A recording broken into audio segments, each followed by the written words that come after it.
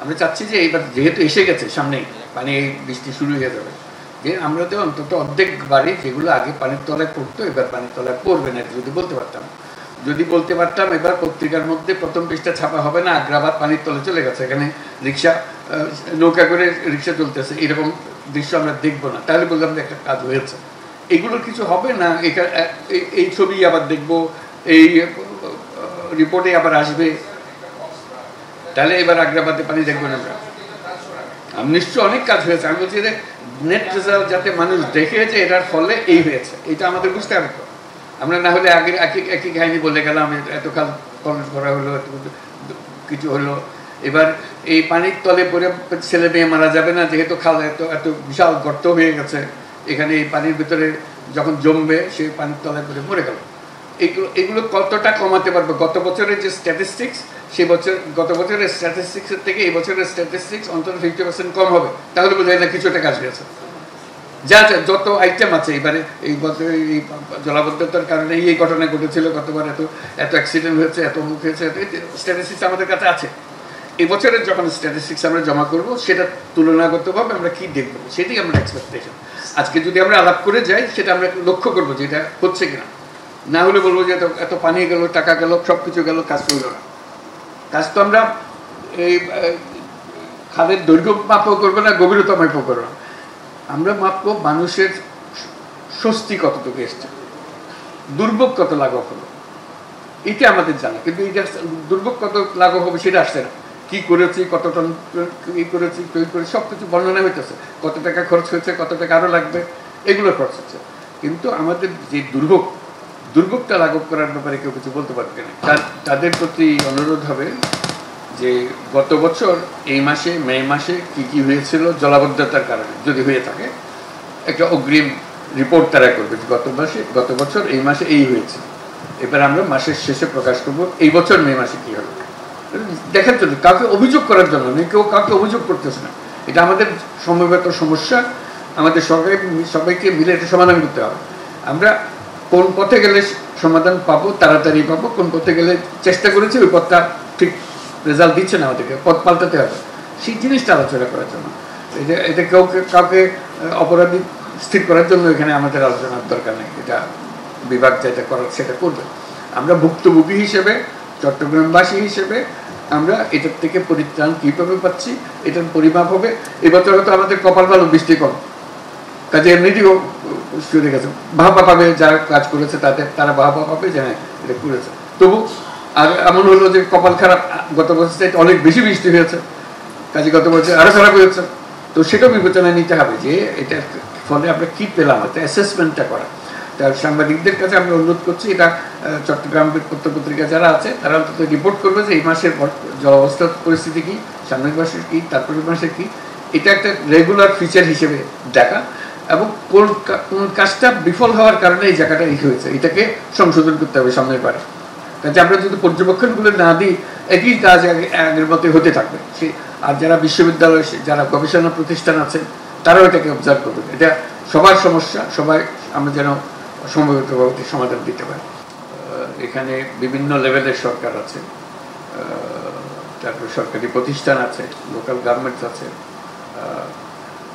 কার কি দায়িত্ব থাকলে এটা সুসম্বন্ধিত হতে পারতো, এখানে হচ্ছে না, এরকম কিছু আসে কিনা, বা ঢাকার থেকে রাষ্ট্রীয়ভাবে যা যা করণীয় সেখানে কি কি ঘাটতি আছে, এই কারণে এগুলো যাচ্ছে না।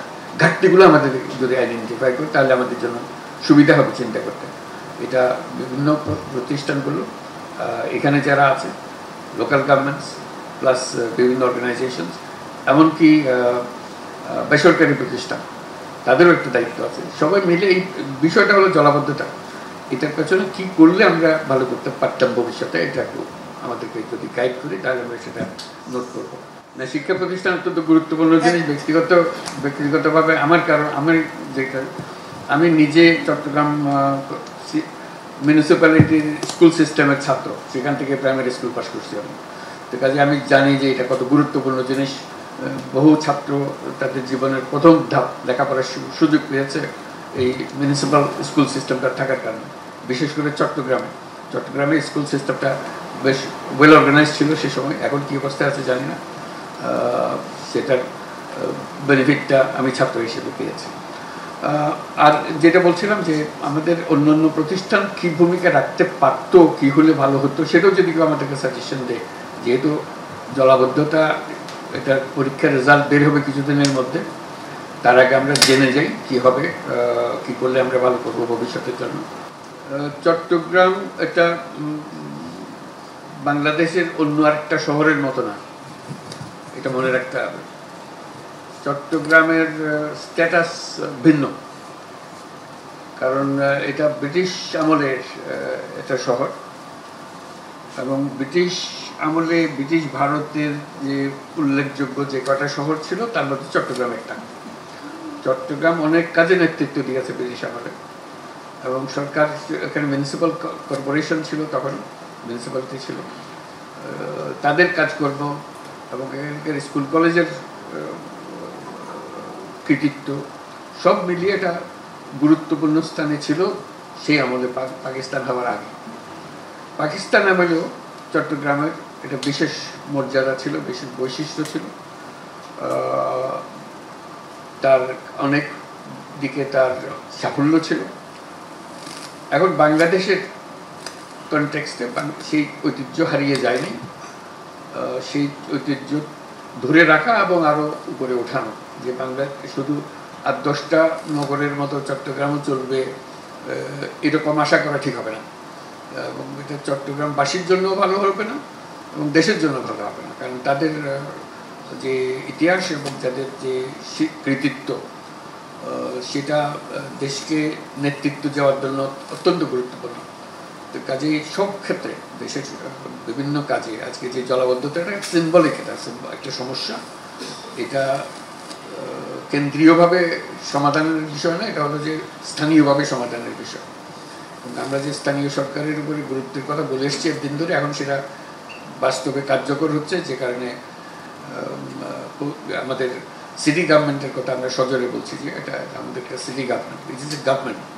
কাজে তার দায়িত্ব এবং সেটা দায়িত্ব পালন, তার ক্ষমতা, ক্ষমতায়ন সব কিছু মিলে তার মূল ক্ষমতা হলো তার নগরবাসী। নগরবাসীর সম্মিলিত শক্তিই হলো নগরের শক্তি। কাজে নগরবাসীকে মোবিলাইজ করে সমস্যার সমাধান করা, এবং চট্টগ্রামে যেই শক্তি আছে অন্য কোনো জেলাতে অত শক্তি নাই, জেলা শহরের কথা বলছি, এই শক্তি নেই। কাজে এখানে আমাদেরকে শুধু কাজ করতে হবে তা না, কাজে নেতৃত্ব দিতে হবে, অন্যরা যেন আমাদের দেখে অনুপ্রাণিত হয়, অনুপ্রেরণা যোগাতে হবে। কাজে সে কথা মনে রেখে আমাদের কাজগুলো করতে হবে।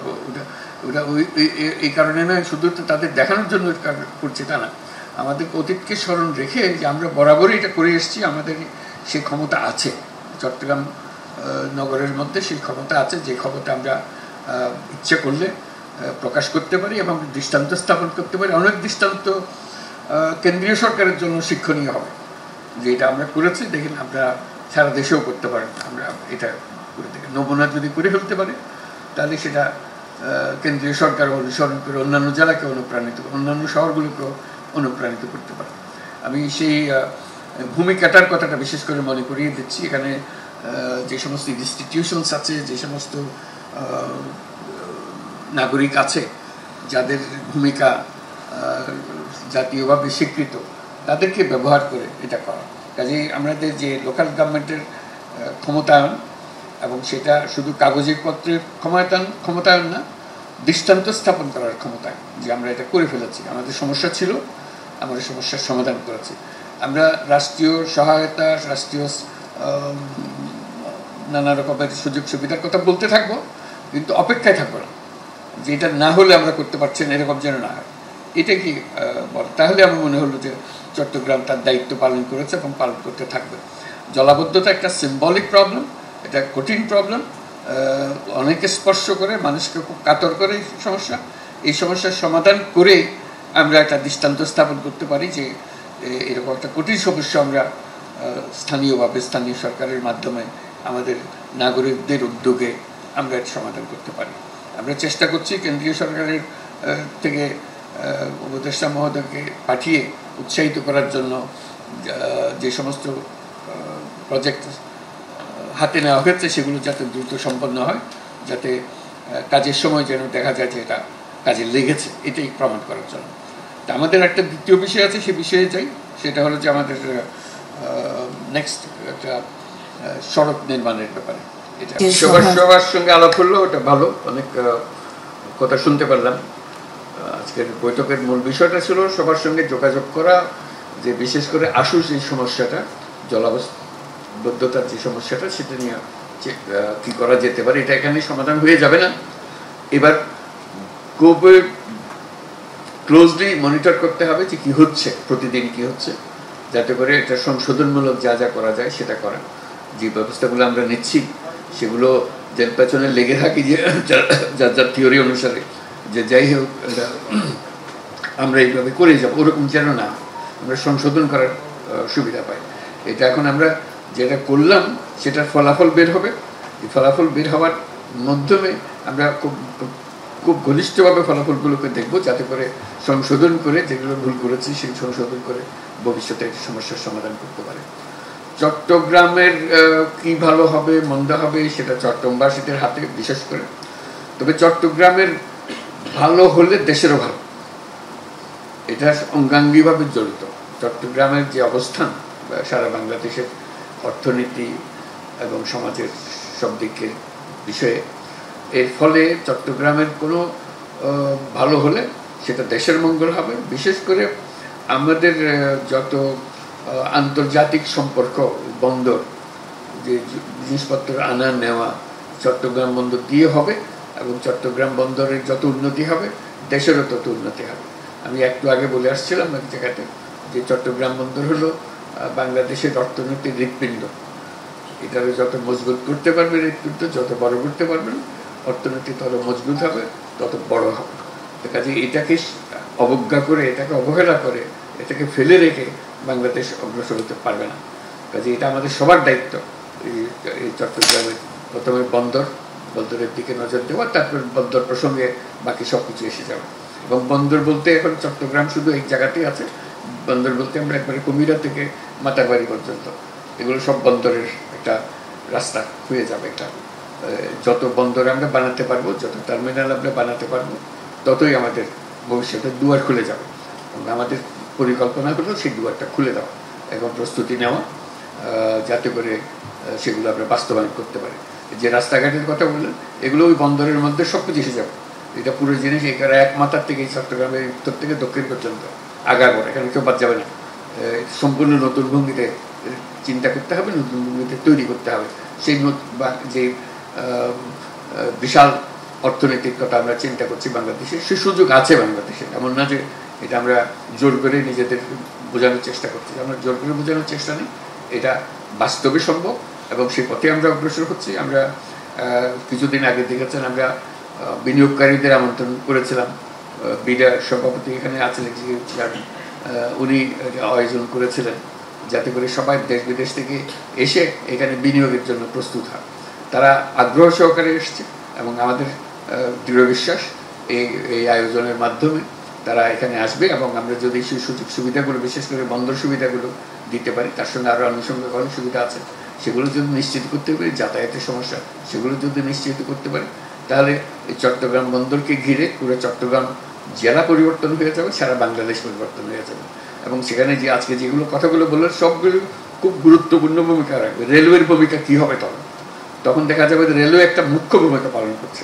এই দ্রুত আদান প্রদান আর কেউ তার সঙ্গে পাল্লা দিতে পারবে না। যখন বলে যে রেলওয়ের জমি নিয়ে আমরা আবার রাস্তা বানাবো, আমি একটু শঙ্কিত হই। রেলওয়ের জমিতে এখন যেন হাত না দেয়। রেলওয়ে আমাদের একটা মস্ত বড় ভবিষ্যৎ, কিন্তু রেলওয়ের এই দুর্দশার যে রেলওয়ে দেখছেন সেই রেলওয়ে দিয়ে চলবে না।